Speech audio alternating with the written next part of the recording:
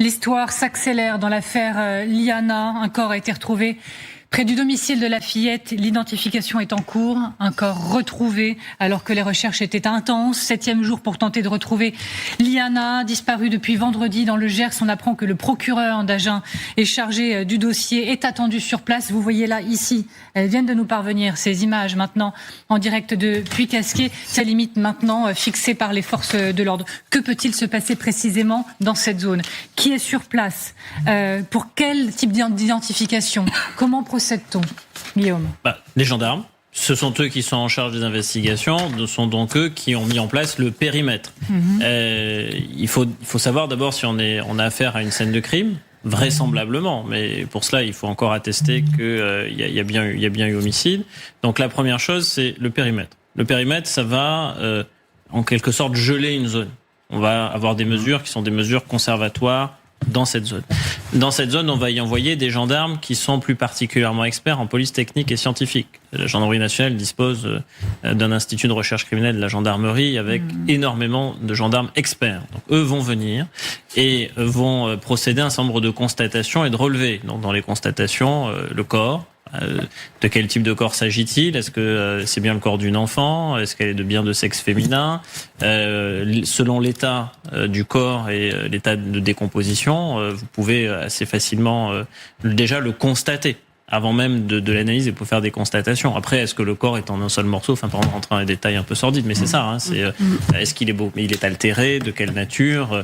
Est-ce qu'il est en un seul morceau ou pas? Donc vous avez est-ce qu'il a été déplacé ou non? Voilà. 7 jours de disparition. Dans les constatations, point très important, vous venez de le rappeler, le déplacement du corps. En fait, est-ce que dans les constatations, on peut constater que le corps est là parce que il y a eu meurtre et que le meurtre a été réalisé sur les lieux de découverte du corps, ou est-ce que ce corps a été transporté?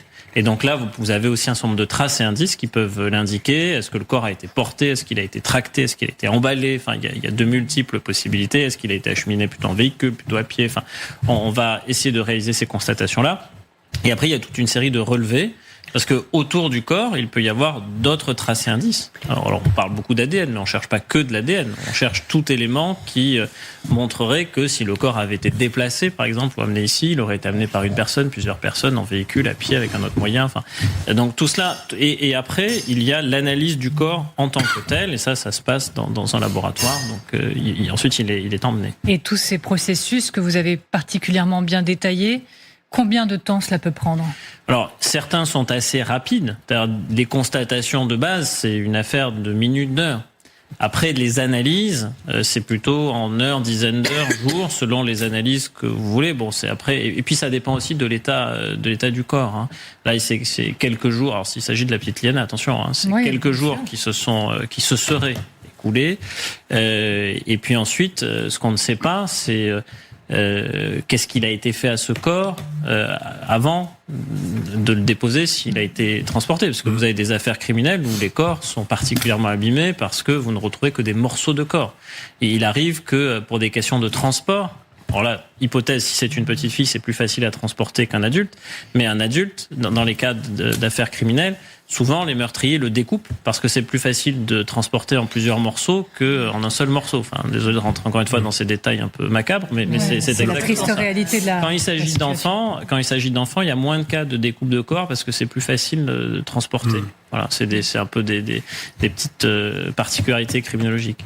Alors on continue d'essayer de comprendre ce qui se joue là, derrière ces images. La zone, peut-être qu'on peut expliquer dans quelle zone nous nous trouvons et pourquoi cela alimente la thèse d'un rapprochement avec la disparition de la fillette. Alors, on est à Puy-Casquier, là, les images qui sont actuellement diffusées en direct. Donc, on est dans la zone Puy-Casquier-Gouttes. Pour les gens qui ne connaîtraient pas, j'ai regardé, on est à 10-15 km du collège de Florence, où, je le rappelle, la petite Liana a été vue pour la dernière fois. C'est à peu près 10-15 minutes, 10-20 minutes en voiture.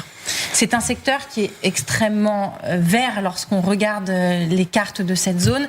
Énormément de bois qui sont fouillés de façon très méthodique par les gendarmes depuis plusieurs jours. Ce bois de gouttes c'était d'ailleurs fouillé ce matin par les gendarmes mobiles déployés en renfort. Mais d'après les informations de nos services police-justice, le corps n'a pas été retrouvé dans un bois.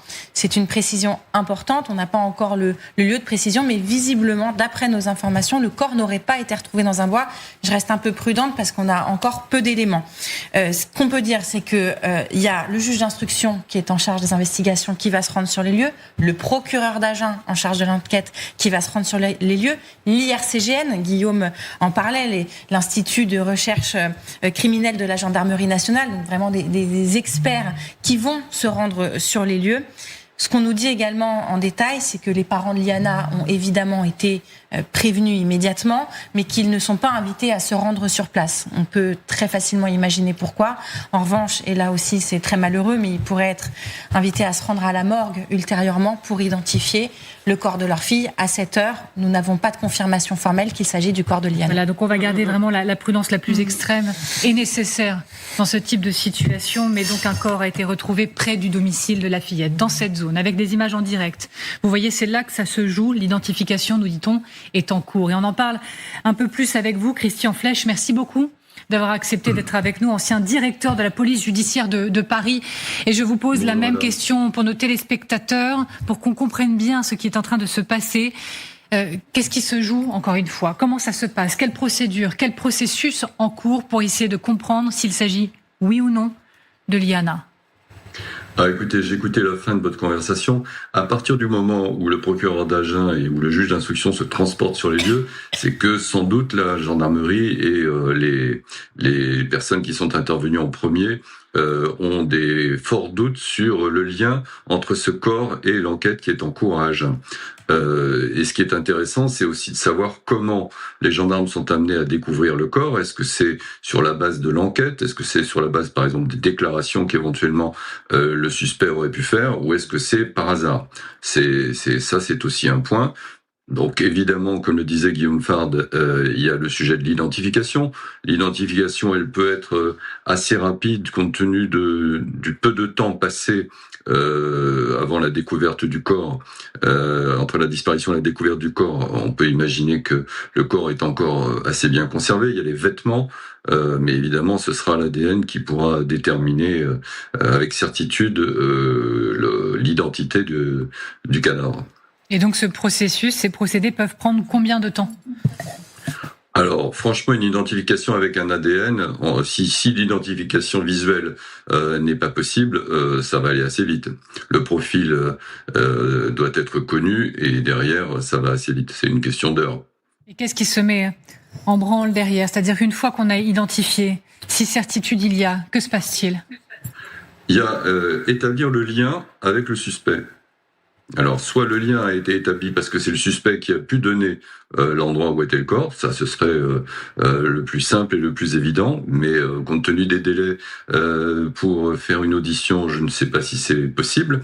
Ensuite, il peut, et c'est tout le travail de la police technique et scientifique, c'est de trouver sur les lieux de la découverte et sur le corps lui-même, et sur ce qui peut être autour du corps, de trouver le plus favorablement l'ADN du suspect. Et il peut être très rapidement confronté, le suspect, aux éléments qui ont été récoltés sur place? Alors évidemment, le temps de l'enquête n'est pas toujours le temps des journalistes. Donc il y a un vrai travail de police technique et scientifique qui est extrêmement important dans cette affaire. Donc les relevés des traces, les relevés d'éventuellement d'objets qui peuvent être faits autour de la découverte du corps. Et ensuite, il y a l'interrogatoire qui sera mené que par le juge d'instruction de la personne qui est en détention. Est-ce que on reste ensemble si vous pouvez encore, Christian Flech. On m'a dit que j'ai jusqu'à 17h pour vous garder avec moi, donc je vais le faire précieusement. Exactement. Est-ce que vous avez des questions en plateau à poser à notre invité qui est tout de même ancien directeur de la police judiciaire de Paris? Allez-y.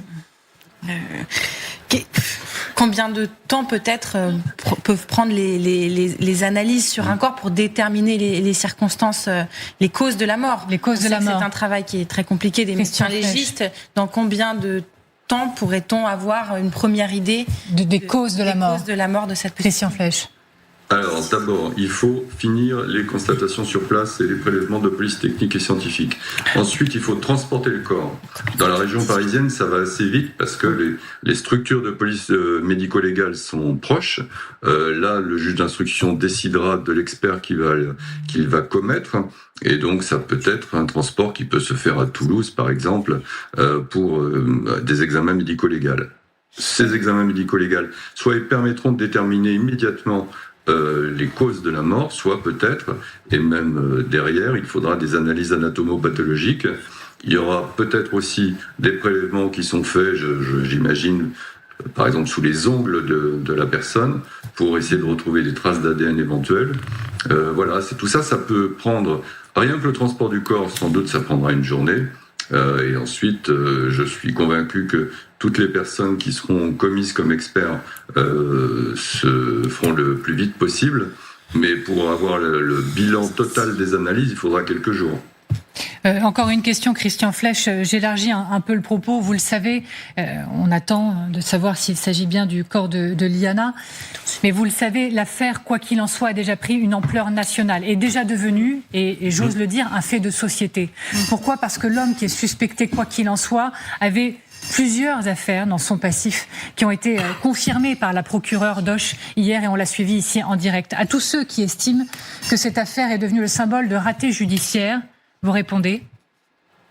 Je réponds que j'attends avec impatience le compte-rendu de l'enquête conjointe qui a été faite, qui a été demandée par les deux ministres de la Justice et de l'Intérieur, parce qu'effectivement, il y a des questions à se poser sur le traitement judiciaire et le traitement ensuite par le service d'enquête. Il y a dans une ville qui doit être peu peuplée, il y a une personne qui est notoirement connue, et évidemment, cette personne aurait dû être priorisée compte tenu de la gravité de sa personnalité. Merci beaucoup, Christian Flech, d'avoir été avec nous. Il est l'heure, malheureusement pour vous, de vous dire au revoir. J'espère qu'on vous retrouvera un peu plus tard sur cette antenne.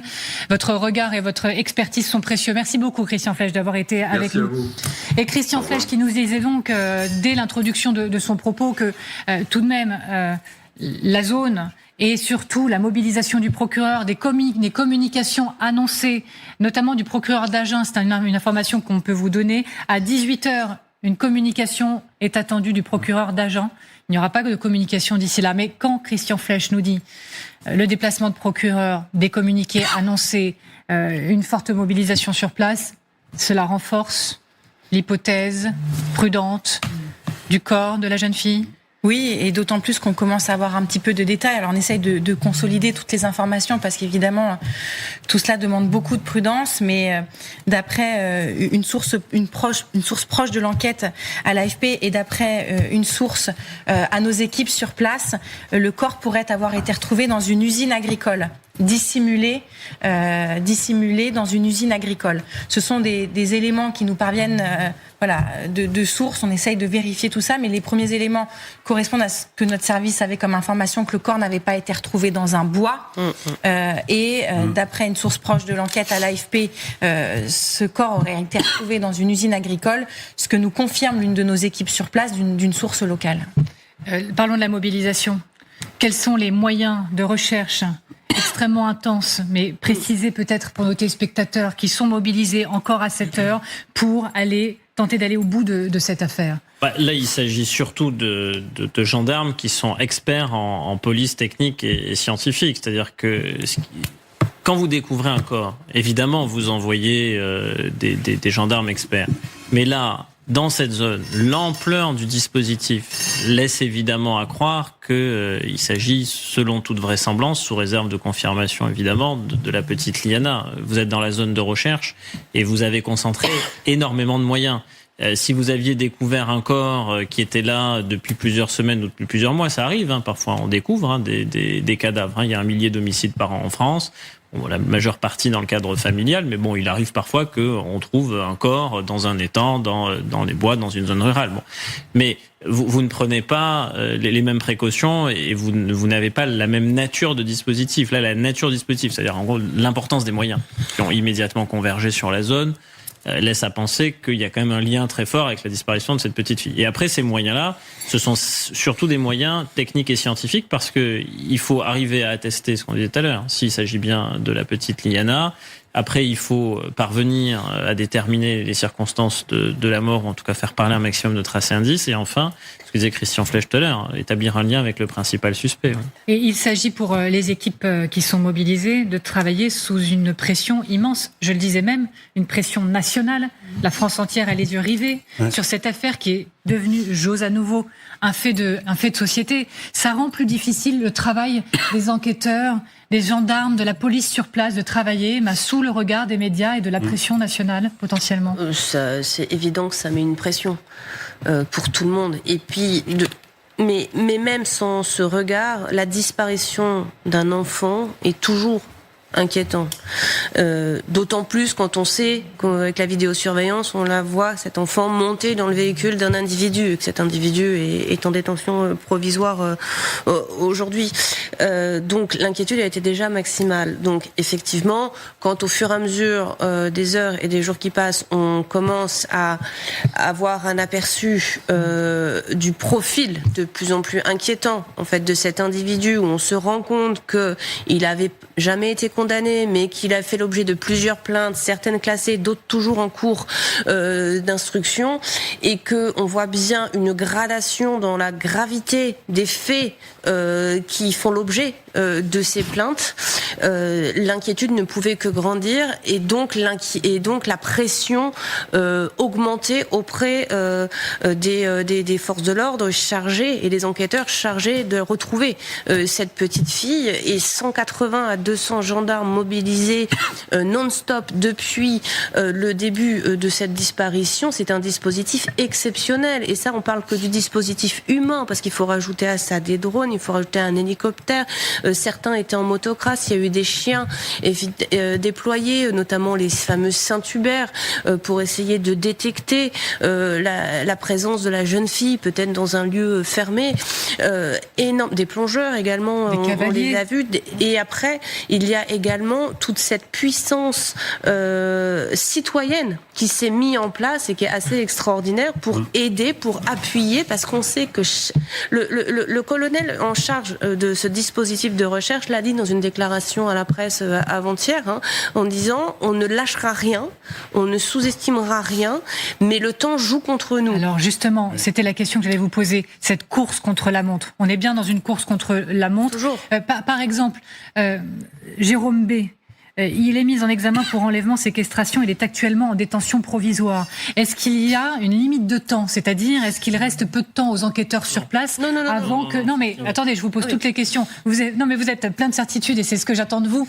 Mais moi, je me permets de vous poser les questions qu'on peut se poser. Est-ce que les enquêteurs sont obligés aussi d'aller vite parce qu'on veut retrouver le corps, mais parce qu'ils sont face à une pression de limite de temps dans la gestion du dossier ? La pression de limite de temps, c'est pendant la durée de la garde à vue, 24, 48 heures, enfin plus dans certaines affaires. La détention provisoire, justement, ça permet d'éviter notamment le risque de fuite, notamment le risque de destruction de preuves, notamment le risque de concertation, de pression sur des témoins, etc. Donc vous avez une personne suspectée qui est déjà sous main de justice.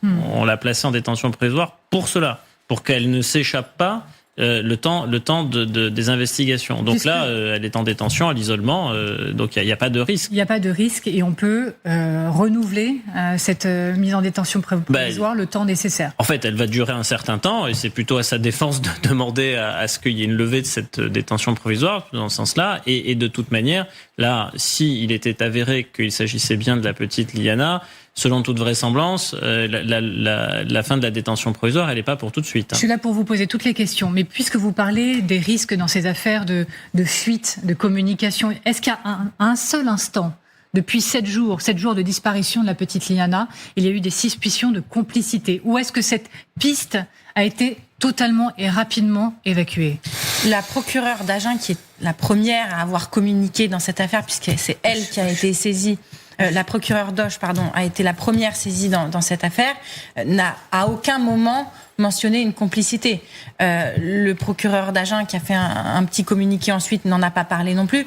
Ça ne veut pas dire que ce n'est pas une hypothèse des enquêteurs qui, on le rappelle, ont certainement des convictions, des certitudes, mais continuent d'explorer toujours toutes les pistes. Très rapidement, la procureure Doche a dit la piste d'une disparition volontaire de cette petite fille est peu probable parce qu'elle n'a pas le profil d'une fugueuse, parce qu'elle est très jeune, elle n'a que 11 ans. Donc très rapidement, cette piste-là est un peu mise de côté par les enquêteurs, jamais complètement fermée. Ils continuent toujours d'explorer toutes les pistes, mais elle est mise un peu de côté pour partir sur une hypothèse effectivement plus inquiétante, mais à aucun moment l'hypothèse d'une complicité n'a été mentionnée par les deux procureurs qui se sont exprimés sur cette affaire. Nous sommes en direct avec le capitaine Marc Rolland. Merci beaucoup d'être avec nous aujourd'hui encore. Vous êtes capitaine de gendarmerie et porte-parole de l'association Gendarmes et Citoyens. Merci de prendre le temps. Et là encore, je vais être très pédago, comme on dit, pour nos téléspectateurs. Nous avons ici des images en direct de Puy-Casquier. Nous sommes vraiment dans la zone de proximité de recherche de la fillette et de son domicile également.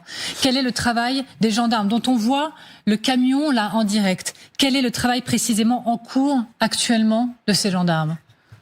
Dès lors que le corps a été identifié, on doit signaler, les gendarmes ont mis en place ce qu'on appelle un gel des lieux pour interdire la pollution de la zone au plus large possible pour éviter les intrusions humaines, voire animalières, et puis protéger cette zone qui reste une zone de crime au sens juridique du terme, à la fois contre les vecteurs humains, les vecteurs animaliers, mais également contre les intempéries. Et là va s'opérer tout un travail d'investigation et de constatation avec bien sûr l'intervention de nos camarades TIC, le technicien en identification criminelle, qui sont en mesure de figer la scène, de procéder à des saisies, mais surtout l'intervention incontournable d'un acteur important, le médecin légiste. Le médecin légiste, il y a une part de travail sur place qui peut prendre combien de temps? Et ensuite, est-ce qu'il y a effectivement le corps qui est emmené ailleurs et où? Première question, quel est le travail sur place et pour combien de temps? Alors écoutez, je vais vous faire une réponse de Normand. Les enquêteurs resteront sur place le temps nécessaire à la bonne réalisation à la fois des constatations et des saisies. Et en cela, on peut rester 5, 6, 10 heures sur place. Pour autant, le corps peut être enlevé entre-temps. Mais les constatations in situ, les constatations sur le terrain dureront le temps nécessaire au recueil de tous les éléments d'un aspect mécanique, d'un aspect technique ou d'un aspect scientifique. Et que se cache-t-il derrière ces mots-là précisément? Donnez-nous des exemples quand vous parlez de technique. Qu'est-ce qu'on recherche précisément sur ce corps et autour de ce corps? Vous voyez, un corps en soi, il est révélateur d'une scène criminelle potentielle. Le médecin légiste, accompagné des gendarmes enquêteurs, va déterminer la position du corps sur le dos, sur le côté, sur le ventre, la position de la tête, des jambes, l'état vestimentaire, est-il habillé, dénudé, est-ce que le col est dégrafé, est-ce que les chaussures sont aux pieds, est-ce qu'il présente des traces d'égratignures, des traces d'herbe, abrasion sur les différents membres inférieurs ou supérieurs, et puis des constatations un peu plus poussées lorsqu'on va dévêtir in situ, donc sur le terrain, la personne, pour savoir si on peut récupérer des éléments matériels, à savoir éventuellement des traces de strangulation, une cordelette, enfin autant d'éléments périphériques, sans pour autant rentrer précisément là maintenant dans une phase d'autopsie, mais au moins des constatations médico-légales externes. Alors, je vais vous le dire aussi spontanément que ça me vient, mais il est toujours aussi difficile de parler de ces détails, on va pas se mentir, quand il s'agit éventuellement du corps d'une fillette de 11 ans, mais il faut se poser les bonnes questions, puisqu'on est encore dans cette période de prudence, on ne sait pas définitivement s'il s'agit de la petite Liana, recherchée maintenant depuis 7 jours dans le Gers. Je vois, moi, à l'image, que les conditions météo n'ont pas l'air idéales, j'aperçois, je crois, un peu de pluie. Dans quelle mesure ça complique le travail des enquêteurs et des gendarmes sur le terrain? Parce que sur le terrain, on aurait pu retrouver des traces de pneus, on aurait pu retrouver des traces de pas, on aurait pu retrouver un chewing-gum qui peut être enfui par les pluies diluviennes dans des ornières. Autant d'éléments matériels qui contribuent effectivement à la manifestation de la vérité et surtout à l'établissement d'un lien formel, d'un lien audible en procédure entre une victime et un auteur potentiel. Et est-ce que, effectivement, on peut envisager que le corps ait été déplacé? Alors, je vais reformuler, puisque bien sûr, on peut l'envisager, mais est-ce que souvent, on réalise que le corps a été déplacé. Est-ce que c'est le plus souvent le scénario qui aboutit? Non, alors moi, je n'ai pas de réponse exacte à vous présenter, mais c'est là que trouve toute la pertinence des constatations médico-légales. Un médecin, suivant l'état de décomposition, osons le mot, du défunt, on peut identifier des débilités cadavériques et ces dernières doivent être compatibles avec l'état général du corps.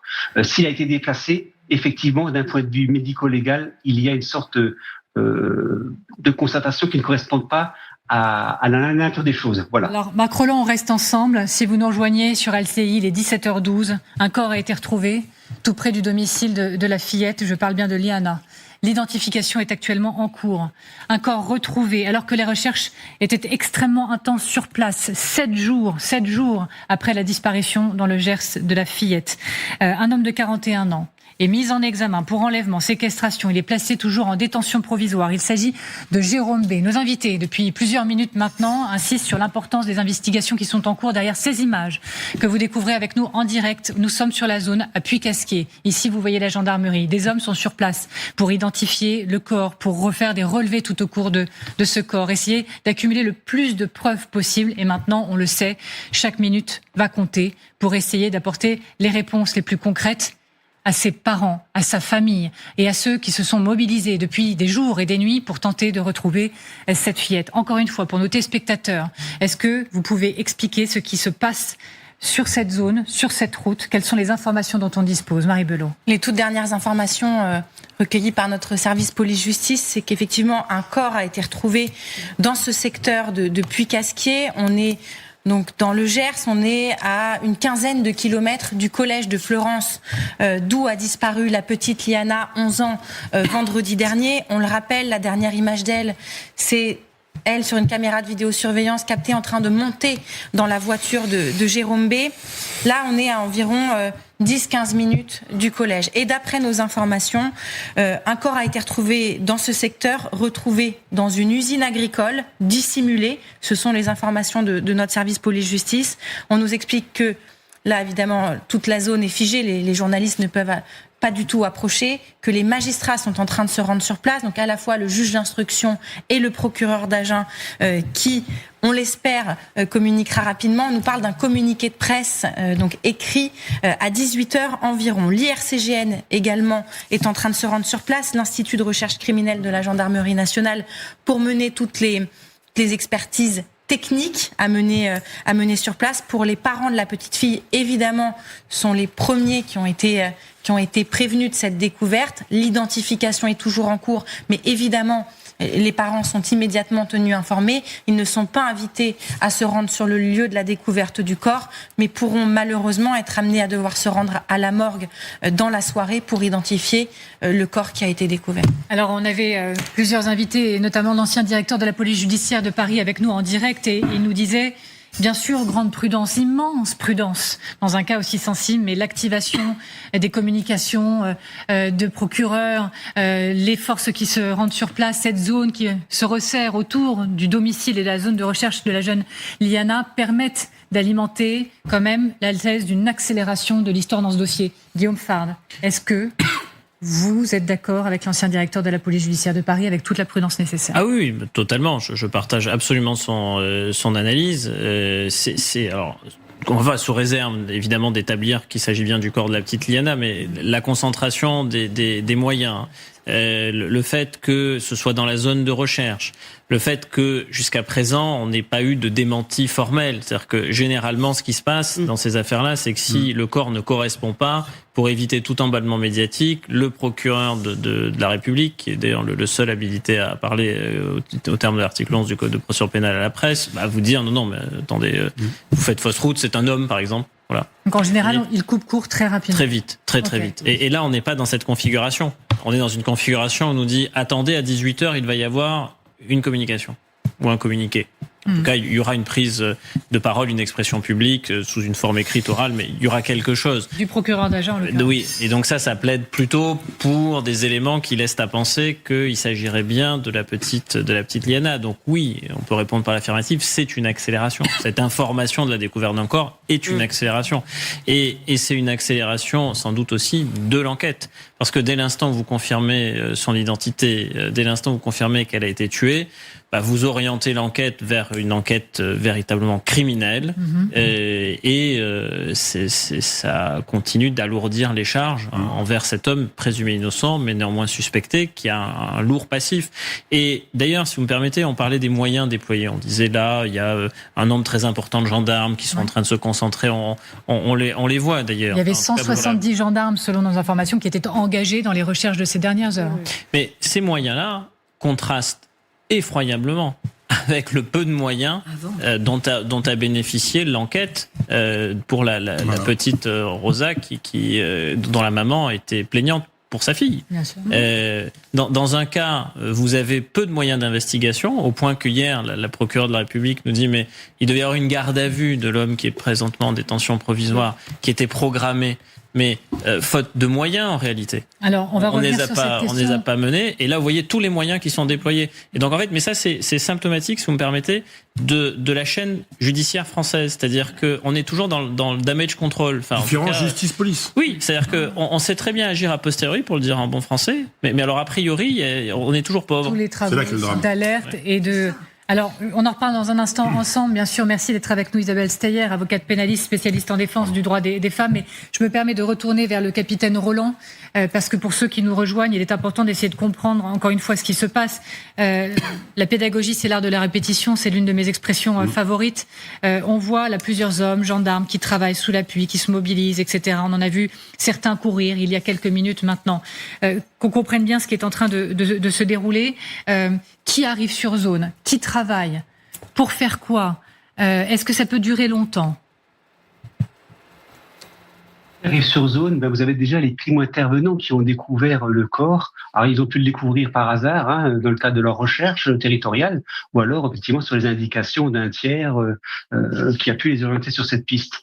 Et au fur et à mesure, parce que dès lors que vous arrivez sur une telle zone, la première réaction du militaire de la gendarmerie, c'est de rendre compte. On rend compte à son chef, lequel va informer le procureur de la République et puis aviser dans un même temps le préfet, puisque là vous avez une notion d'ordre public, mais également une notion d'ordre de police judiciaire.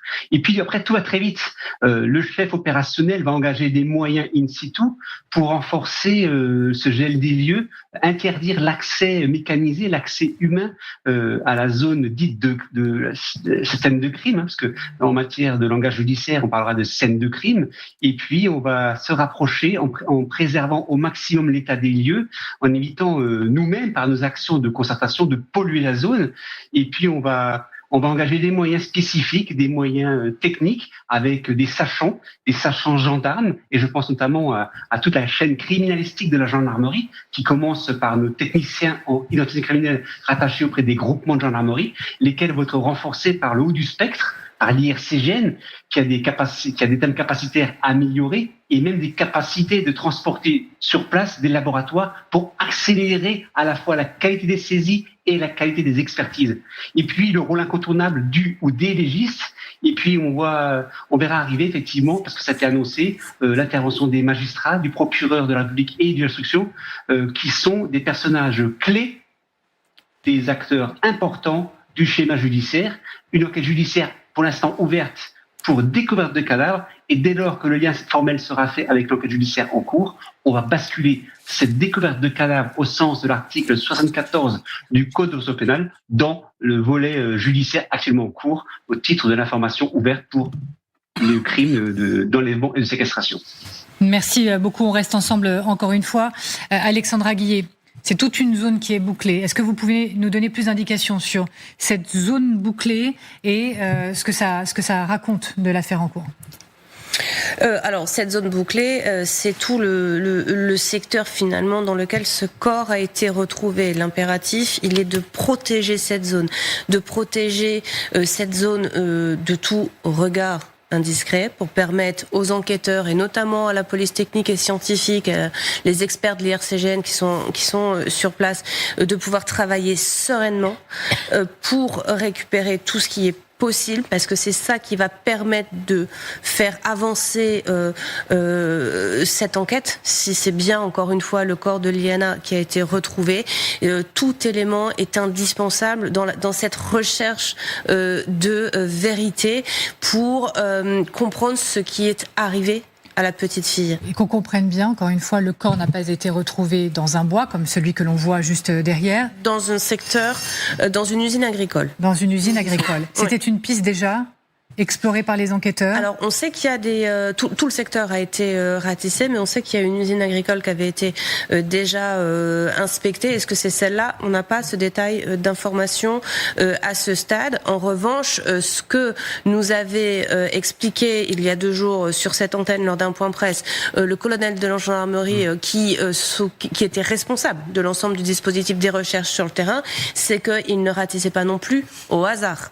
C'est-à-dire il avait précisé qu'ils avaient un certain nombre d'indices, qu'ils avaient également récolté un certain nombre d'éléments qui étaient en cours d'analyse et que c'est à partir de toutes ces informations-là qu'ils orientaient et qu'ils décidaient de chaque zone de recherche à prioriser, car vous l'avez bien compris, le secteur est très très vaste. Et on n'en sait pas plus sur ces éléments qui ont été récoltés, qui étaient en cours d'analyse. En revanche, on sait que la voiture du principal suspect, Jérôme B, a été parfaitement examinée. C'est toujours en cours. C'est en cours. Non, il y a un premier examen qui visuel. Ne donne rien pour le moment, mais l'examen se poursuit. Ce véhicule, comme il est au cœur de cette enquête, très clairement, on voit sur une vidéosurveillance la jeune fille qui monte dans ce véhicule, elle connaît cet individu, et en revanche, on perd sa trace après. Donc ce véhicule, il est crucial à l'enquête. Ce qu'on nous dit, nous, c'est que la première inspection visuelle de ce véhicule ne montre pas de traces évidentes de violence à l'intérieur de ce véhicule. Maintenant, ce véhicule, il a été conduit à Pontoise, dans les locaux des experts de la gendarmerie nationale, à l'IRCGN, l'Institut de recherche criminelle. Il est en cours d'expertise et il y a plusieurs aspects qui sont étudiés. D'abord, la recherche de traces de manière plus poussée. C'est vrai qu'on repense toujours à cette affaire, l'affaire Lelandais, avec la petite Maëlys, où c'est une micro-gouttelette de sang sous un tapis dans un coffre qui avait permis de dénouer et de faire accélérer cette affaire. Là, imaginez que cette voiture va être désossée, va être passée au peigne fin. Mais l'autre élément extrêmement important, intéressant, c'est la technologie à l'intérieur de cette voiture et notamment son GPS. L'objectif, c'est de récolter toutes les informations possibles pour retracer a posteriori tout l'itinéraire de cet individu avec son véhicule et notamment vendredi entre 15h, l'heure à laquelle cette jeune fille sort de son collège, monte dans ce véhicule et après se volatilise, et on sait que cet individu revient chercher sa petite fille vers 17h, 18h pour l'emmener à une fête. Donc dans ce laps de temps, les efforts se concentrent énormément pour arriver à reconstituer de la manière la plus précise possible le parcours du suspect. Alors Marc Rolland, je reviens vers vous, capitaine, dans un instant pour vous interroger sur ce point crucial, disait Alexandra. Guillet, on le comprend bien. Marie Belot, allez-y. Je voulais rebondir sur ce que disait Alexandra, c'est-à-dire que nous, on n'a pas les informations, c'est-à-dire qu'il y a un secret de l'instruction. Mais ça se trouve, à l'heure où l'on se parle, les enquêteurs de l'IRCGN ont déjà commencé à faire parler cette voiture ou d'autres éléments, et peut-être que l'endroit où l'on retrouve le corps aujourd'hui est le fait d'une indication communiquée par les enquêteurs qui ont peut-être réussi déjà à faire parler cette voiture, mais nous, évidemment, en tant que journalistes, on n'est pas censé être au courant de tout ce que récoltent les enquêteurs. Autre possibilité, on le sait, la priorité pour les enquêteurs, c'est aussi de savoir quels sont les lieux où se rend habituellement ce mis en cause, ce mis en examen. On sait par exemple qu'il avait travaillé dans une usine agricole. C'est pour cette raison qu'il y en a une qui a été fouillée pendant la semaine. Est-ce que l'usine agricole où le corps a été découvert est un endroit où il a pu travailler?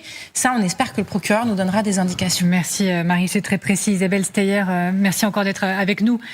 Tout à l'heure, je vous voyais acquiescer, vraiment, très franchement, quand Guillaume Fard pointait du doigt le fait que, là maintenant, il y a beaucoup de moyens, près de 200 gendarmes engagés, et plus encore certainement avec ce qui est en train de s'accélérer, et qui disait, oui, mais Tout ça ne va pas masquer, en revanche, le manque de moyens en amont pour suivre le parcours de cet homme. Encore une fois, prudence, il est suspecté. Et par ailleurs, prudence, le corps retrouvé n'est pas encore identifié. Mais vous acquiesciez parce que... Mais quoi qu'il en soit, il a été mis en cause dans plusieurs procédures.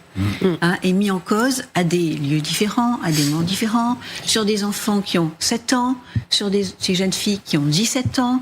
Les liens...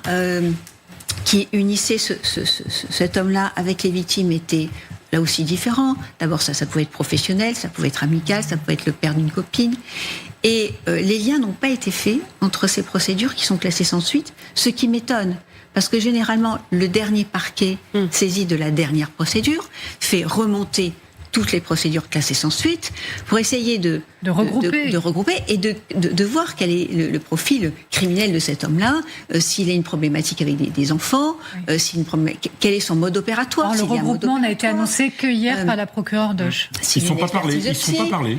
Et donc, ce qui est intéressant, c'est de voir le danger que présente cet homme-là, plus que finalement la description du viol. Une enfant de 7 ans qui ne sait pas comment décrire un viol, mais comment il a attrapé dans ses filets. C'est ça, moi, ce qui m'intéresse avec des enfants de cet âge-là. C'est la dangerosité de cet homme-là.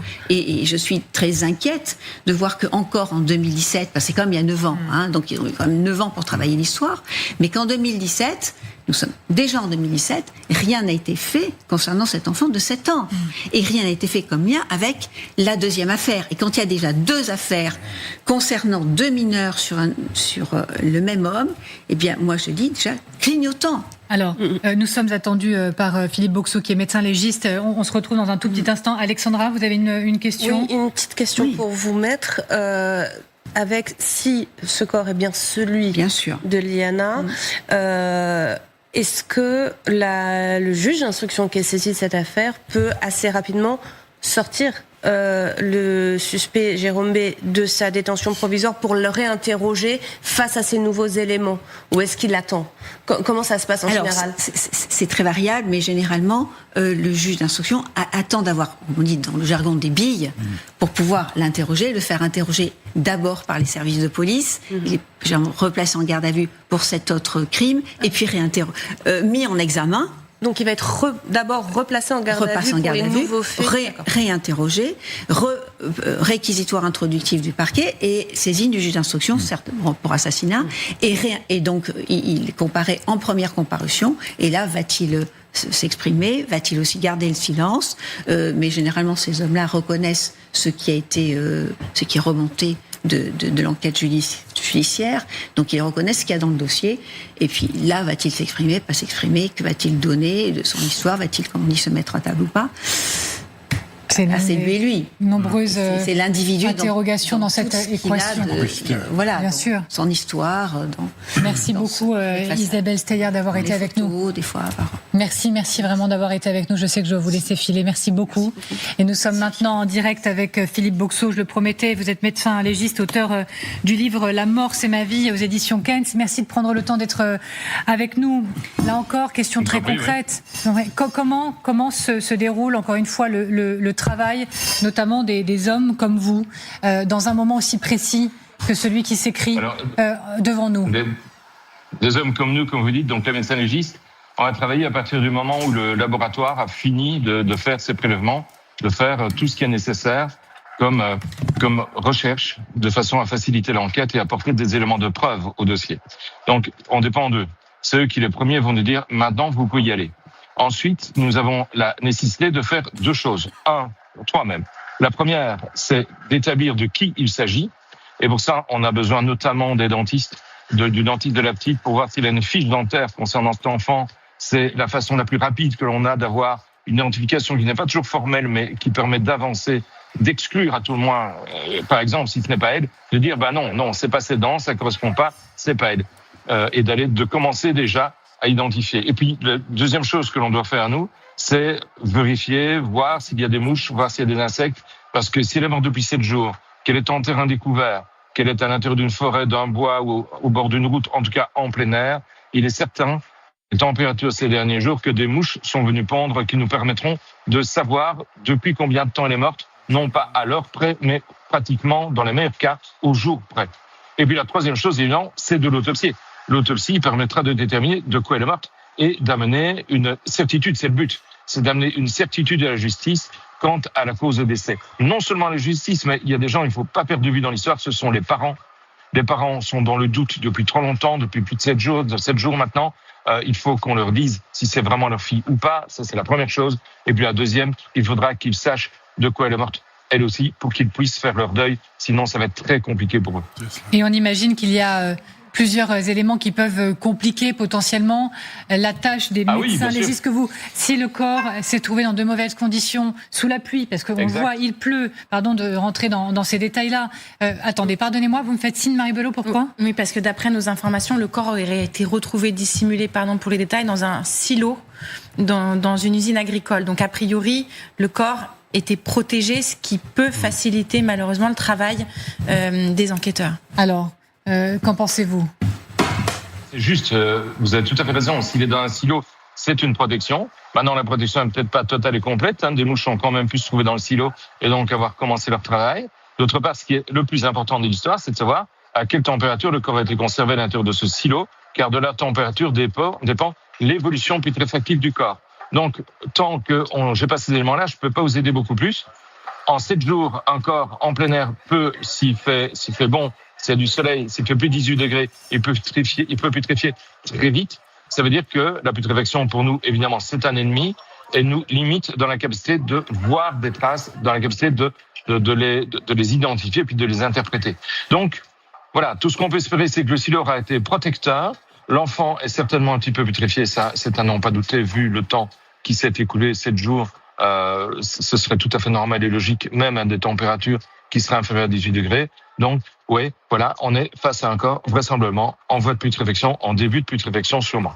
Alors, je rappelle la prudence qui est bien sûr de mise, puisque un corps a été retrouvé dans le secteur de recherche de la fillette, dans le secteur de son domicile, mais l'identification est en cours. Nous n'avons pas de confirmation à ce stade. Je vais vous poser une question que je posais à d'autres professionnels sur ce plateau.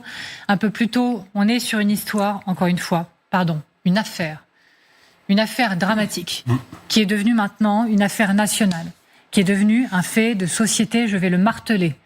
Et donc, il y a une pression maximale sur les enquêteurs, sur les professionnels que vous êtes. À quel point ça peut jouer sur vous, vous mettre en difficulté, potentiellement ? Ou est-ce que vous parvenez à vous mettre dans une bulle, tous, afin d'aller le plus vite possible et d'être le plus efficace possible, comme à chaque fois ? J'ai eu à gérer pas mal de catastrophes. J'ai eu à gérer 2 attentats djihadistes dans ma région. Les pressions, franchement, on s'en fout. Ce qui compte, c'est de faire correctement notre métier. Et je vous avoue que les enquêteurs, que les magistrats font très attention justement à ce qu'on n'en subisse pas et qu'on puisse travailler dans une certaine sérénité qui est absolument indispensable pour parvenir à mener au tribunal, au juge, des certitudes et non pas des croyances. Alors, je vais vous poser une autre question. Quand il s'agit d'une enfant, d'une fillette de 11 ans, d'un enfant de 11 ans, est-ce que ça rend le travail plus difficile pour les enquêteurs et pour les professionnels que vous êtes ? Le travail n'est pas plus difficile sur le plan médico-légal. C'est pas plus difficile d'autopsier un enfant que c'est difficile d'autopsier un adulte sur le plan médico-légal. Effectivement, c'était ma question. Je pensais à la question de l'humanité et de l'émotion pour vous en tant que professionnel. Sur le plan émotionnel, je vais vous dire que ce sont des histoires dont on se souvient bien, des histoires qu'on n'aime pas. C'est toujours très pénible pour nous. En salle d'autopsie, objectivement, il y a en général une ambiance qui est tout à fait correcte parmi les enquêteurs, les juges, tous ceux qui sont là. Quand il s'agit d'un enfant ou d'une enfant, c'est différent. L'ambiance est morne et franchement, c'est pas des histoires dont on aime se souvenir. D'ailleurs, dans mes livres, je n'en parle pas pour ce motif-là. Merci Philippe Boxeau. Si vous le voulez bien, on reste encore un tout petit peu ensemble, mais Isabelle Serre nous fait l'amitié de rester avec nous sur ce plateau. Je vous pose la même question. Maintenant, vous êtes avocate pénaliste spécialiste en défense du droit des femmes. Dans ce type d'affaires, la charge de l'émotion, la charge de l'histoire, la charge de l'ampleur de l'affaire et de sa médiatisation, quel impact ? Alors quel impact, j'ai envie de vous dire, sur le futur ? Parce que moi, je ne veux pas... Je suis avocate depuis 30 ans et je milite depuis 30 ans au sein d'associations pour éviter ce type de... Éventuellement, si le corps de Liana est bien Liana, pour éviter ce type d'affaires. Je suis hallucinée de voir que en 2026, après 4 plaintes, 5 plaintes, on parviendrait, si tel est le cas évidemment, à un meurtre. Parce que on a une personne qui commettrait, qui est mise en cause par un enfant, une petite fille de 7 ans. C'est pas banal. On a un homme qui est mis en cause par une petite de 17 ans. Elle a 17 ans, il a 31 ans. Comment ils se connaissent, je ne connais pas le dossier, l'histoire ne le dit pas, mais c'est pas banal non plus puisqu'il y a une plainte de la part des parents. Donc les parents ont dû constater qu'il y avait une relation certainement d'emprise, de séduction, qui n'était pas normale. On a une directrice d'école qui constate là aussi un relationnel trop proche, des agressions. On n'est pas dans le viol, d'après ce que j'ai compris, et si j'ai bien compris, il y a des liens constants depuis le milieu professionnel. C'est le milieu professionnel qui permet de recruter des mineurs, et on continue ce lien avec les mineurs. Et tout cela mis bout à bout fait de cet homme-là, c'est une équation, les clignotants sont au rouge, un danger massif. Oui. Et donc un critère de dangerosité qui est là. Et donc, moi, j'aurais aimé savoir si un signalement a été fait, parce que dans ces dossiers, c'est un peu résistance aux collaborations. C'est je protège ou protège pas. Protéger, là, c'est nommer, c'est envoyer un signalement, et c'est dire. C'est aux adultes de dire, aux adultes dont le métier est de protéger les enfants, et d'éduquer les enfants, et d'accueillir les enfants, de faire un article 40. Il a cette obligation-là. Je ne sais pas si c'était fait. Signalement au procureur. Alors, au procureur, bien sûr. Bien sûr. Donc, on a énormément de clignotants qui sont allumés, et on aurait effectivement dû éviter, si tel est le cas, évidemment toujours, d'arriver là. Avec la plus grande prudence. Avec la plus grande prudence. Accélération dans l'affaire de la disparition de Liana, 7 jours qu'elle est portée disparue dans le Gers. Et les images que vous voyez en direct, ce sont les images de Puy-Casquier. On est sur la zone de son domicile, sur la zone la plus précise des recherches. Et il y a quelques minutes maintenant, on a appris qu'un corps avait été retrouvé. Nous sommes en attente de l'identification. L'identification, elle est en cours par les forces mobilisées, dont les gendarmes que vous apercevez juste ici avec ce camion. On sait déjà que le procureur d'Agen va s'exprimer à 18h. C'est important, parce que Guillaume Fard, vous nous disiez, dans ces cas-là, très rapidement, les personnes en charge peuvent prendre la parole pour dire non, écoutez, pas d'emballement médiatique, fin de l'affaire, ce n'est pas le corps, etc. Là, en revanche, il y a plusieurs faisceaux qui alimentent l'idée qu'effectivement, le corps de Liana est une piste sérieuse. Voilà, oui. J'essaye de garder vraiment, de le dire avec le plus de prudence possible. Parmi les faisceaux, il y a d'abord l'importance des moyens qui ont immédiatement été concentrés, qui ont convergé sur place. Le fait qu'on est dans la zone de recherche. Le fait qu'on est dans cette usine où lui a travaillé, dans cette usine agricole. Et ça, ces éléments-là sont quand même des éléments très forts. Quand vous recherchez un corps dans une zone de recherche, il y a différentes hypothèses de travail. On regarde le dernier endroit où la personne a été vue, le moyen de locomotion. Donc là, elle a été vue pour la dernière fois avec l'homme qui est suspecté. Il est monté en voiture. Combien de temps il a pu rouler? Bon, vous détourez une zone de recherche. Mais après, vous raisonnez aussi par point d'intérêt. C'est-à-dire que si vous suspectez un homme, vous regardez quelles étaient ses habitudes, les lieux qu'il fréquentait. Est-ce que dans la zone de recherche, il y a des endroits où il pourrait dissimuler un corps parce que il avait connaissance des lieux? Et là, il y a ce hangar agricole. Avec ce silo, il aurait déjà travaillé là. Bon, c'est là où on découvre le corps. Ça pointe quand même beaucoup vers le fait qu'il s'agisse bien du corps de la petite Liana. Si on avait retrouvé un homme, il est probable, même très vraisemblable, que immédiatement le procureur relevait la main en disant non, fausse piste, c'est pas ce qu'on recherche. Là, il ne dit rien, si ce n'est qu'il va dire quelque chose dans 20 minutes. Donc, s'il dit quelque chose dans 20 minutes et que jusqu'à présent il n'y a aucun démenti, vous voyez bien que par un raisonnement un peu en creux, on comprend que selon toute vraisemblance, on pointe quand même vers la découverte du corps d'une petite fille. C'est ça que ça dit.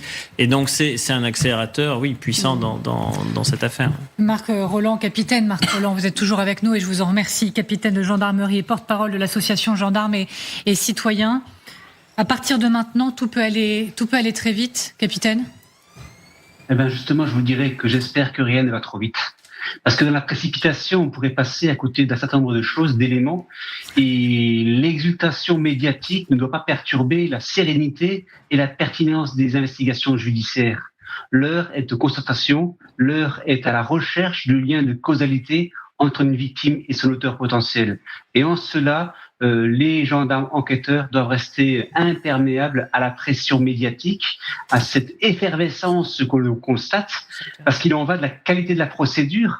Et lorsque le dossier criminel sera possiblement présenté aux assises, allez savoir dans 2, 3 ou 4 ans, eh ben, il faudra présenter un dossier avec une équité parfaite, avec un respect procédural parfait, parce que vous pensez bien que la défense dans son droit légitime de défendre, va exploiter toutes les failles, tous les vices qui pourront être détectés par des constatations malmenées, par des saisies mal opérées, par des expertises mal rendues.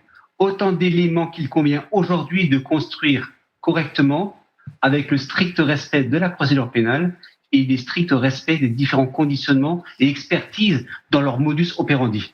Alors, on en parlait ensemble, capitaine Désières. Je rappelle qu'il y a une enquête administrative qui va être diligentée à la demande du gouvernement sur le volet judiciaire de l'affaire en ce qui concerne le passé et l'histoire de Jérôme B., le principal suspect, mais aussi une enquête administrative diligentée sur le volet gendarmerie.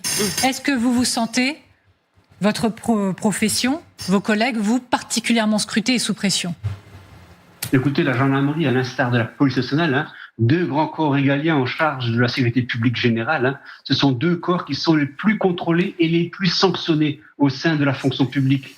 Donc, les investigations, les contrôles internes se feront en toute sérénité, et puis on verra bien au travers de leurs rapports, de leurs constatations, de leurs observations, si effectivement il y a lieu de détecter et de signaler des défaillances dans le service public et dans la procédure en général. Merci beaucoup, capitaine Marc Rolland, ancien capitaine de gendarmerie. Merci d'avoir pris le temps d'être avec nous en direct. Nous sommes toujours également avec monsieur Boxeau. Vous êtes médecin légiste, je le rappelle. Est-ce que, tiens, d'ailleurs, je sais que vous l'avez dit tout à l'heure, mais j'aime bien tout repréciser. Des médecins légistes sont sur place dans un moment comme celui-là? Ah ben j'espère, oui, parce que franchement... Ils sont déjà sur place, c'est ça que je veux dire. C'est-à-dire que ça va très rapidement. Oui. Une fois qu'on découvre le corps, tout se met en place rapidement, oui. Une fois qu'on découvre le corps, le labo est devenu pratiquement en même temps que la médecine légale ou réciproquement. Et très souvent, on travaille ensemble. En tout cas, en Belgique, c'est ce qu'on fait. On travaille très souvent ensemble. Je revais la combinaison et je vais travailler avec eux à la recherche des traces et des indices. Parce que c'est ma passion et j'aime bien ça. Tous les médecins légistes ne le font pas. Et puis ensuite arrive l'examen du corps. Mais vous savez, en matière d'identification, il y a aussi autre chose qui est très intéressant à relever. Imaginez que la petite ait eu un petit bijou ou un habillement particulier, vous savez, tel que les parents l'ont habillée ou qu'elle s'est habillée le matin où elle est partie. C'est aussi des facteurs d'identification qui permettent d'aller assez vite. Alors pour nous, ce ne sont pas des facteurs formels d'identification, mais ça reste des facteurs intéressants, notamment pour la famille, pour assez vite aller dans la direction du fait que c'est bien l'enfant que l'on cherchait. On reste ensemble, Philippe Boxeau. Alors, vous me voyez parfois regarder à côté de moi parce que je guette les informations qui tombent. Vous savez, encore une fois, on est dans un moment de bascule potentiellement, un moment d'accélération dans la disparition de Liana. Tiens, d'ailleurs, je veux entendre votre voix résonner, Renaud, parce que je vous vois là encore acquiescer quand je parle de fait de société. Vous êtes d'accord avec ces mots-là ? Bien sûr, c'est un fait de société, c'est une affaire nationale. Vous avez employé cette expression tout à l'heure, c'est une affaire nationale, c'est une affaire sociétale, c'est une affaire politique, et on va voir dans les heures qui viennent les réactions politiques se multiplier, parce que ce qui a été décrit maintenant depuis plusieurs jours, depuis plusieurs heures, ce qu'ont rappelé Alexandra et Marie, c'est une succession. Je ne suis pas là encore une fois pour faire les enquêtes administratives à la place des enquêteurs, mais comme journaliste, et je dirais avant tout comme citoyen, il y a énormément de questions que se posent tous les Français sur la lenteur, sur des auditions qui n'ont pas eu lieu, sur des communications entre parquets, comme l'a décrit Maître tout à l'heure, qui n'ont pas eu lieu. C'est tout ce qu'on ne veut pas voir. C'est tout ce qu'on ne veut plus voir. Sur la disparition d'une enfant. Si le corps est retrouvé, de toute façon, on verra bien, mais il y a eu d'autres affaires comme ça ces dernières années, ces derniers mois. La disparition d'une enfant qui fait que pour l'opinion, ce n'est plus possible. Il va falloir, me semble-t-il, renverser la table en matière judiciaire pour que ces ratés ne se reproduisent pas. Renaud, je me permets de vous faire signe puisqu'il y a Hugo de Matos et Florian Paume qui sont arrivés dans cette zone depuis Casquier. Les conditions ne sont pas forcément évidentes de connexion ni de travail. Merci beaucoup d'être avec nous, Hugo. Merci à Florian. Est-ce que vous pouvez nous décrire tout d'abord ce qui se passe autour de vous? Quelles sont les forces, les moyens que vous voyez? Quelle est cette zone aussi également précisément où vous vous trouvez? Oui, effectivement, vous le disiez, nous sommes dans le secteur de Puy-Casquier, à seulement quelques minutes de la commune de Fleurance, et vous pouvez l'apercevoir, la zone a été bouclée pour préserver tout indice sur la scène de crime. Ici, c'est impossible d'avancer plus loin. Ce que l'on peut vous dire, c'est que le corps a été retrouvé dans une usine agricole. Ce que l'on sait également, c'est que les magistrats vont se rendre ici sur place. On les attend maintenant dans quelques minutes. On le rappelle, 7e jour de disparition de la petite Liana. Est-ce le dénouement de l'affaire, cette affaire qui a bouleversé toute la France, mais également ce département du Gers? Nous sommes désormais dans l'attente de l'identification de ce corps. Je vous garde un peu avec moi, Hugo de Matos. Est-ce que vous pouvez nous décrire la zone? C'est-à-dire que on est sur une zone difficile d'accès, une zone boisée. L'information, c'est que le corps a été retrouvé dans un silo d'une usine agricole. Est-ce que vous la voyez? Est-ce que vous la percevez, cette usine? Est-ce qu'elle est loin, difficile d'accès? Qu'est-ce que vous pouvez nous décrire de cette zone? Écoutez, on a essayé de s'avancer. Pour l'instant, on ne peut pas s'avancer plus loin. On aperçoit quelques bâtiments aux alentours. Alors, est-ce que ce sont des bâtiments agricoles? Pour l'instant, nous ne savons pas. Effectivement, c'est une zone boissée assez difficile d'accès. Il n'y a pas grand-chose aux alentours, mais c'est une zone très, très vaste. Voilà pour ces informations que l'on peut vous donner ici sur cette zone. Ici, on se trouve seulement à quelques minutes de Fleurance, une dizaine de minutes. Voilà. Hugo, pardonnez-moi, j'insiste encore un tout petit peu, mais c'était une zone qui était particulièrement scrutée, fouillée, qui a déjà été beaucoup fouillée ces 7 derniers jours. On parle quand même de 170 gendarmes mobilisés. Ils sont passés longuement déjà sur ce terrain-là. Excusez-moi, je vous entends très mal à cause de la connexion. J'ai pas entendu votre question. Non, je demandais si c'était une zone qui avait été déjà largement fouillée, retournée, etc., ou si c'est en arrivant une première fois sur les lieux que le corps avait été retrouvé. Mais effectivement, ce que l'on sait, c'est que la zone où a été retrouvé ce corps fait partie d'une zone qui avait déjà été menée, où des investigations avaient déjà été menées par les forces de l'ordre. Oui. Cette fois, je vous laisse tranquille, Hugo de Matos, pas pour longtemps. Je vous préviens avec Florian Paume sur le terrain, parce que bien sûr, on va vous suivre pas à pas. Vous êtes dans cette zone qui a été bouclée maintenant et où se concentrent non seulement les recherches, mais maintenant le travail d'identification très concret. D'ailleurs, je vais retourner vers Monsieur Boxeau dans un instant, qui est médecin légiste. Mais vous me faisiez signe, Marie Belot, vous avez des informations. Oui, c'est vrai que d'après notre service police-justice et d'après nos informations, effectivement, le corps aurait été retrouvé dans un silo, donc le silo d'une entreprise agricole. On ne nous parle pas d'une usine où il pourrait y avoir eu du monde. On le rappelle, vendredi, lorsque la petite fille disparaît, il est 15h.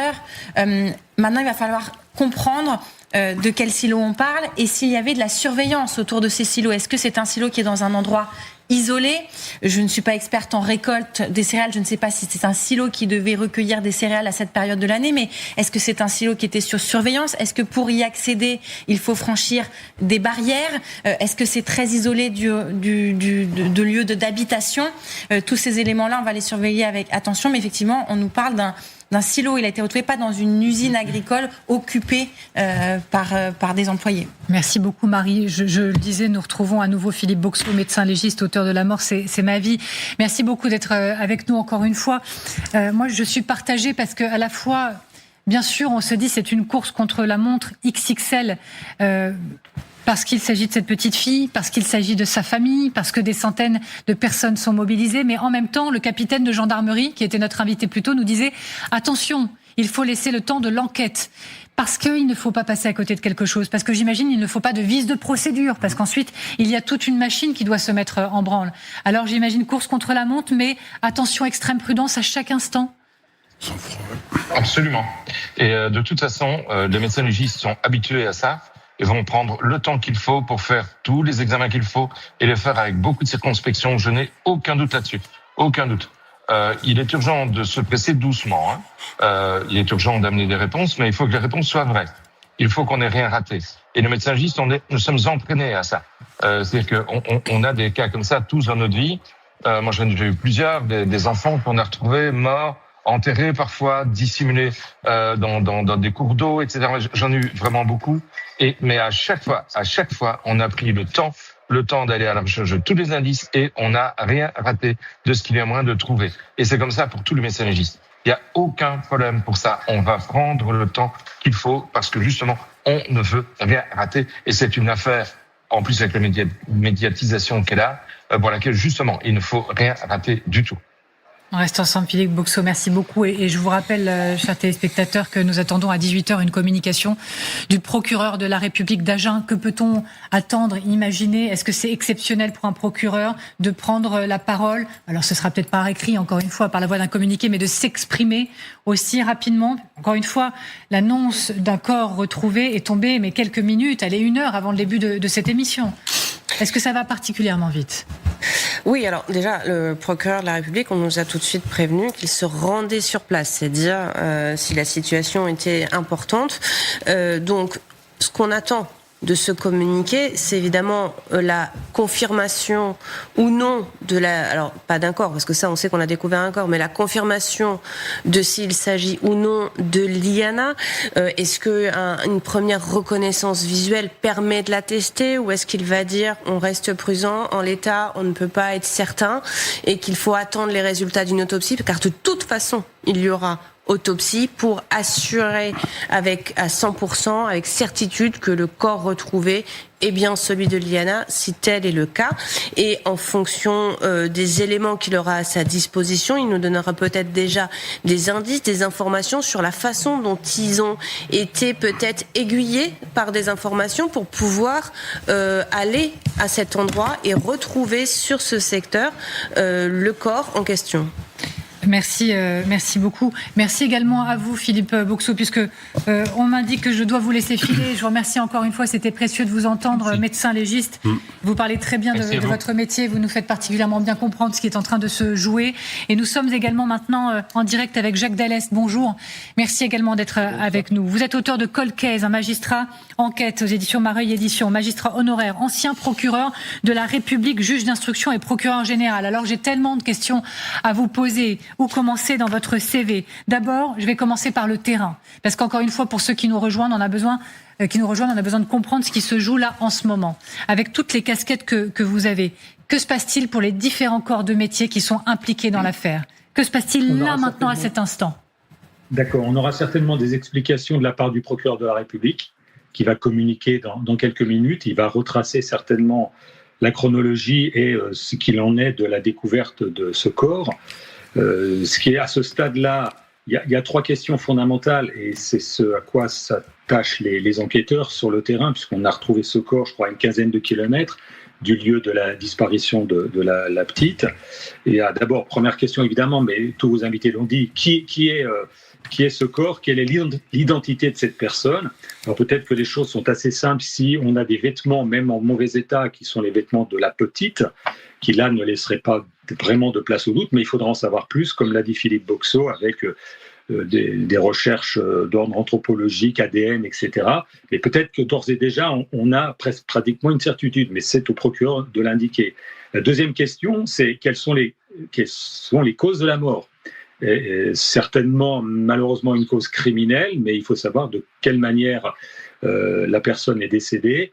Évidemment, ça a beaucoup d'importance sur les recherches ultérieures et même la poursuite pénale. Et puis enfin, la troisième opération qui se fait concomitamment aux autres, c'est la recherche de traces, notamment de traces et d'indices, notamment l'ADN qui pourrait être celui de l'auteur des faits. Vous voyez, donc c'est un ensemble de démarches qui se combinent mutuellement. Le plus important, c'est d'authentifier la personne, de déterminer quelle est-elle pour ne pas partir sur quelque chose qui serait complètement erroné. Je pense qu'on aura très vite la réponse de la part du procureur. Et évidemment, par ensuite, là, l'enquête s'accélère sous la direction du juge d'instruction d'Agen. Et dans les jours qui viennent, on aura sans doute d'autres informations. Il y aura une autopsie qui sera faite, cela a été dit. Et l'intéressé, le Jérôme Barella, sera certainement convoqué par assez rapidement par le juge d'instruction. Je vous le dis, Jacques Delay, je préfère le dire, on préfère sur cette antenne ne pas donner le nom de famille du suspect, parce que ce suspect, il a une famille, il a des enfants, et donc nous ne souhaitons pas que soit diffusé son nom de famille. Voilà, c'est pour la suite de nos échanges, c'est notre position. Je me permets d'insister sur certaines questions. Nous avions ici en direct Christian Flech, l'ancien directeur de la police judiciaire de Paris, qui nous disait, bien sûr, il faut garder la plus grande des prudences, mais quand on voit ce qui se passe en ce moment, quand on voit la communication annoncée dans 5 minutes maintenant du procureur d'Agen, il y a quand même un faisceau de faits et d'indices qui permettent d'alimenter la thèse du corps retrouvé de la jeune Liana. Vous êtes d'accord avec toute la prudence nécessaire ? Tout à fait. On prend toujours des précautions. J'étais chez vous hier et il fallait être très prudent sur la vie, sur savoir si la petite était en vie ou pas. Là, je crois que malheureusement, les choses sont assez tristement claires.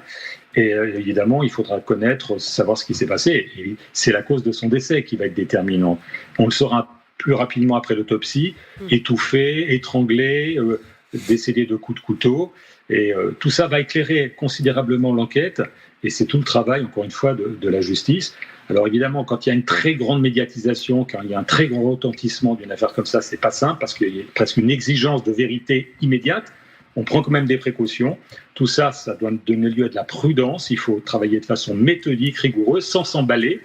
Et très vite, je pense, la justice continuera à communiquer pour révéler au public ce qu'il en est, après avoir informé surtout les parents. Parce que ça, c'est vraiment fondamental de privilégier la communication vis-à-vis des parents de la victime.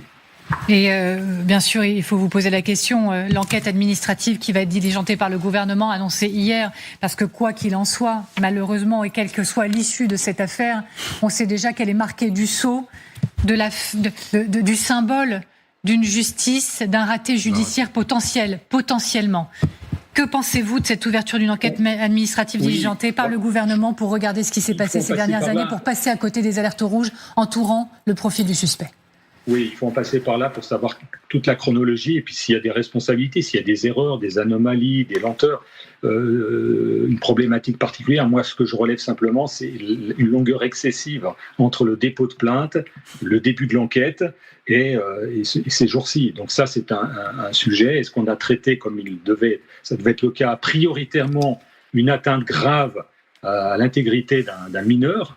Et depuis quelques années, les parquets sont sensibilisés à cela. Ils doivent prioriser ces dossiers, les tracer, les examiner attentivement et pas les traiter comme si c'était une affaire ordinaire.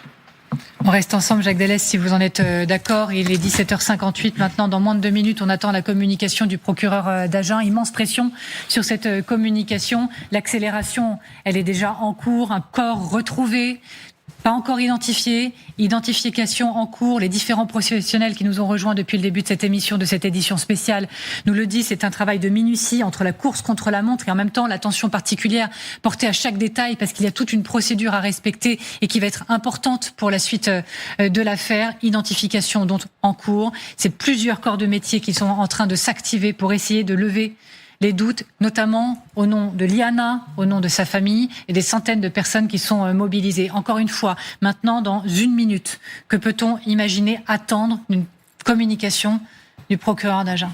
La confirmation, tout d'abord, une parole officielle de la découverte d'un corps sur les lieux, puisque ces informations nous parviennent de différentes sources, mais il n'y a eu aucune communication officielle à cette heure de la découverte d'un corps. Est-ce que le procureur d'Agen va s'avancer en expliquant que le corps de Liana, c'est bien le corps de Liana qui a été trouvé? On le rappelle, peut-être qu'il y a des éléments d'identification visuelle ou de vêtements qui vont pouvoir permettre au procureur de s'avancer sur cette hypothèse, tout en précisant, je l'imagine dans son communiqué, qu'une autopsie va avoir lieu très rapidement pour identifier formellement ce corps. Le procureur qui est en train de recueillir les éléments directement sur place, sur le terrain. Il est sur les lieux en compagnie du juge d'instruction. Les enquêteurs sont en train de faire le point sur ce qu'ils ont pu découvrir sur place. Je le rappelle, le corps a été découvert à Puy-Casquier, en tout cas dans cette zone très boisée. nous dit-on, dans un silo d'une entreprise agricole. Certaines sources locales disent que c'est un lieu où aurait pu avoir travaillé Jérôme B., cet homme qui est mis en examen. Je ne sais pas si le procureur pourra s'avancer également sur ce point. On l'imagine, beaucoup de vérifications sont encore en cours à cette heure. Mais on guette, on a les yeux là sur les téléphones et sur tous les moyens de communication pour essayer de percevoir les premiers mots du procureur d'Agen dont on attend la communication. Il est 18h. Si vous nous rejoignez, vous voyez ces images en direct. Nous sommes donc à Puy-Casquier. Nous sommes dans les limites fixées par la gendarmerie et tous les professionnels actuellement qui s'activent dans cette zone, qui est la zone du domicile de la petite fille, de Liana, qui est disparue maintenant dans le Gers depuis 7 jours. Dans cette zone, donc, où un corps a été retrouvé et où l'identification est en cours, le travail très actif pour essayer de confirmer ou infirmer s'il s'agit bien de la fillette. Vous le savez également, mais je le rappelle, un homme de 41 ans est mis en examen pour enlèvement, séquestration. Il est en détention provisoire. Son nom, c'est Jérôme B. Guillaume Farn, pour nos téléspectateurs, l'essentiel de ce qu'il faut retenir, de ce qu'on peut comprendre à 18h01. L'information principale, c'est la découverte d'un corps. Et ce corps n'a pas été découvert n'importe où, il a été découvert dans une usine agricole qui se trouve dans le périmètre de recherche, à proximité du domicile de cet homme Jérôme B. qui est présentement en détention provisoire. Et cette usine agricole, il l'avait fréquentée. Et donc, évidemment, ça oriente automatiquement l'enquête vers l'hypothèse du fait que ce corps pourrait être, selon toute vraisemblance, celui de la petite Liana. C'est ça l'information principale. Des analyses sont évidemment en cours, parce qu'il faut déterminer le plus rapidement possible s'il s'agit bien d'elle. Et s'il s'agit bien d'elle, l'enquête va prendre une autre tournure. Vraisemblablement, d'abord, elle va être requalifiée, sans doute du chef d'homicide ou assassinat, selon la qualification qui est retenue, si la préméditation est retenue ou pas. Et puis ensuite, cet homme qui est suspecté va être confronté à toute une série d'éléments. Et il est même probable qu'il soit placé en garde à vue une nouvelle fois, cette fois-ci pour un autre motif, qui serait la découverte du corps de la petite Liana. Donc oui, c'est véritablement un élément déterminant et ça change considérablement la nature de cette affaire. Jusqu'à présent, on recherchait une personne. Là, il y a un corps. Le corps n'est pas trouvé n'importe où. Le corps n'est pas n'importe quel corps. Et au demeurant, si il s'était agi d'un corps totalement différent avec les hypothèses de recherche, il est assez vraisemblable que le procureur a déjà pris la parole pour indiquer que non. Et alors que là, il est 18h03 et on attend son communiqué. Vous êtes d'accord avec ça, Jacques Dallès? Vous êtes magistrat honoraire, je le rappelle, ancien procureur de la République, juge d'instruction et procureur général. Selon vous, s'il ne s'agissait pas du corps de Liana, très vite, les personnes en charge auraient dit stop, on n'est pas sur la bonne piste? Le procureur aurait adressé un communiqué écrit pour dire qu'en l'état, on ne peut pas se prononcer. On peut penser que s'il fait une conférence de presse, c'est pour annoncer cela. Si c'est des faits d'homicide qui semblent avérés, le procureur délivrera un réquisitoire supplétif aux juges d'instruction qui pourront instruire non seulement sur l'enlèvement, la séquestration, mais aussi sur des faits de meurtre. Et ça, on en saura évidemment beaucoup plus dans les heures qui suivent. Et est-ce que vous pouvez nous expliquer encore une fois ce qui se passe derrière ces images, derrière ces camions de gendarmerie? Nous, on aperçoit quelques hommes, parfois certains courent, mais on peut imaginer des dizaines et des dizaines de personnes mobilisées sur place de différents corps de métier. Et pour faire quoi? Tous les enquêteurs pour rechercher des traces et des indices sur un périmètre difficile, parce qu'on est dans la nature, dans un site agricole, près d'un silo. Donc le périmètre d'investigation est très vaste. Il y a aussi des spécialistes de la gendarmerie dans différents domaines. Tout ça, donc ça mobilise beaucoup de monde, parce que si on ne récupère pas maintenant les indices avec les intempéries, ce genre de choses, ça peut disparaître. Donc il faut vraiment geler cet espace qui est assez étendu. On n'est pas dans un lieu fermé, clos. Et ça demande beaucoup de monde. Il faut prendre des photographies. Enfin, il y a tout un gros travail. Et vous savez qu'un indice microscopique peut être déterminant. Donc il ne faut pas l'écarter, les traces de pneus de véhicules, de ripage, peut-être un objet quelconque. Enfin, c'est jamais simple parce que c'est un espace qui a été fréquenté par des ouvriers agricoles, peut-être par des fermiers, donc c'est difficile de faire la part des choses et ça demande beaucoup de monde. Et ça, les gendarmes ont des effectifs et généralement font un travail très minutieux, très approfondi, de terrain. Et c'est tout l'intérêt d'avoir du monde sur place à ce moment-là. Et Jacques Dallès, à partir du moment où il y a identification, le corps est identifié et a fortiori, si c'est celui de Liana, Que se passe-t-il ? Eh bien, ça, il faudra l'annoncer aux parents de façon très, très précise. C'est pas la chose la plus facile.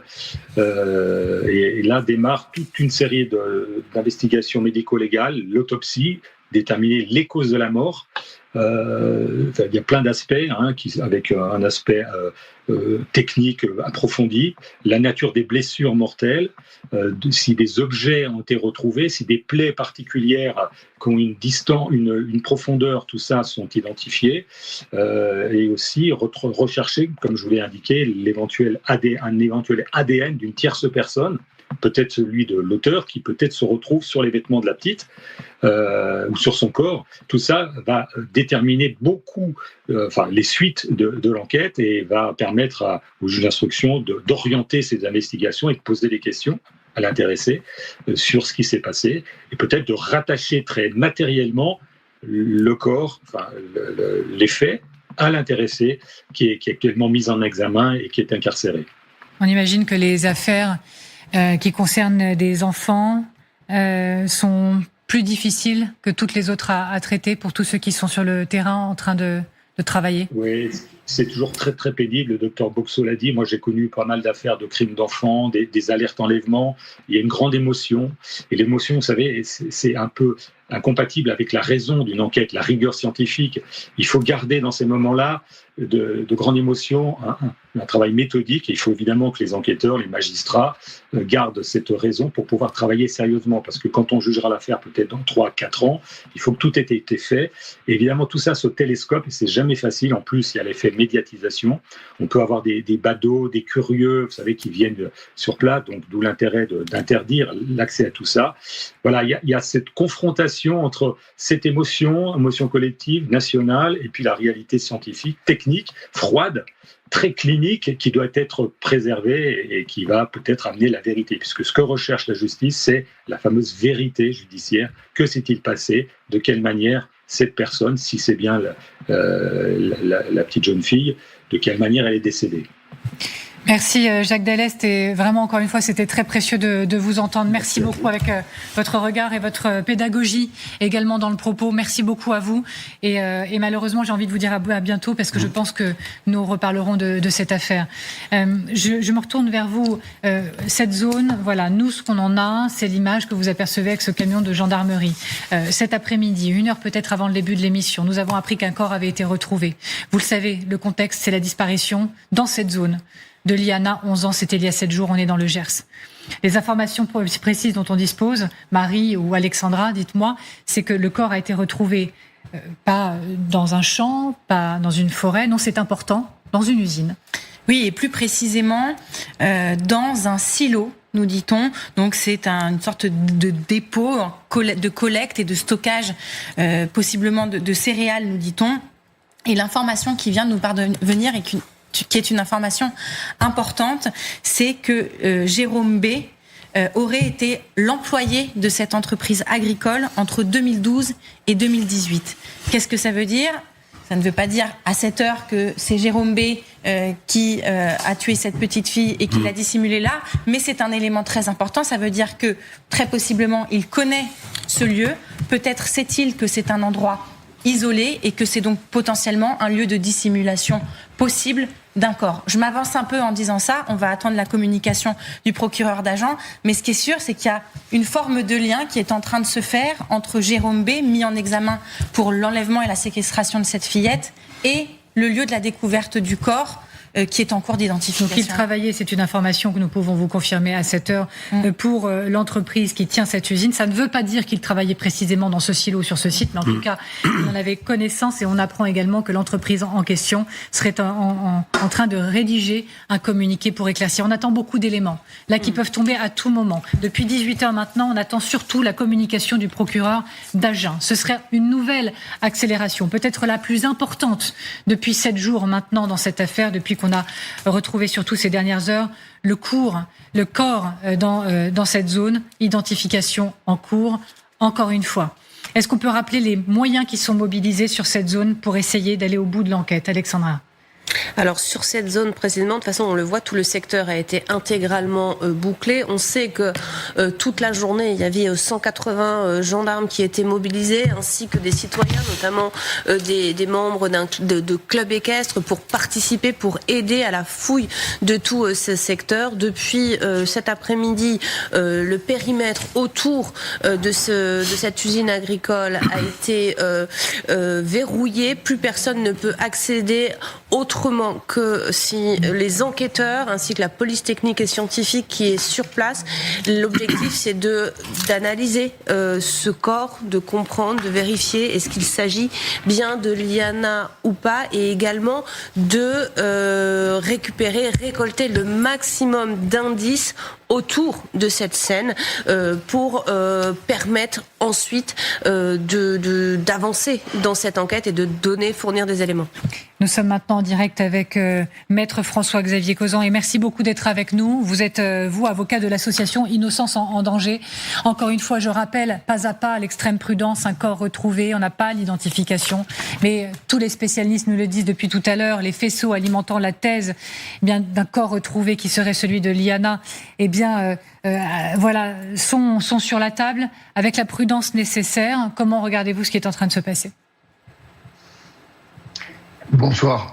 Si vous le permettez, je voudrais simplement, à titre liminaire, adresser mes pensées les plus fraternelles et les plus sincères à l'adresse de la famille qui, au moment où on se parle, attend, elle, les confirmations d'une éventuelle identification. Et je sais par expérience que c'est une nouvelle étape ô combien dramatique qui va être difficile à passer.